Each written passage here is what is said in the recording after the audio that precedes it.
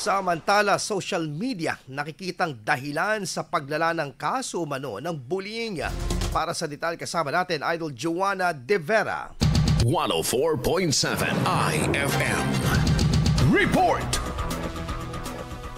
Isa umano ang social media sa nagpapalala sa isyu ng bullying sa bansa ayon sa ilang estudyante sa Pangasinan. Malaking factor umano lalo sa panahon ngayon ang social media para madaling makapangbully ang isang individual sa kapwa nito. Nakaka-apekto din po siya, lalo na po pag yung sa bullying din po. Di ba po may mga like news po about dun po sa bata na sinaksak po ng classmate niya. So I think nakakadagdag din po siya ng crime sa Philippines, lalo na po yung sa bullying din po, sa cyberbullying, ganun po. Hindi rin umano makokontrol ang mga opinyon at mga posibleng ikomento ng mga internet users sa simpleng litrato o video na ipinupost at naglalaman ng paninirang puri o pananakit sa emosyonal na aspeto. Ngunit kahit pa, dapat pa rin umanong paigtingin ng gobyerno ang cybersecurity at matutukan ang mga nilalaman ng mga ipinupost online, lalo na mga minor de edad na estudyante. Matatandaan na ilang mambabatas ang nababahala sa sunod-sunod na kaso ng bullying na humahantong sa karahasan sa mga estudyante. Kasama mula rito sa IFM Dagupan, ito si Idol Joanna De Vera,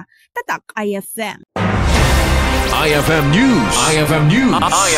IFM News.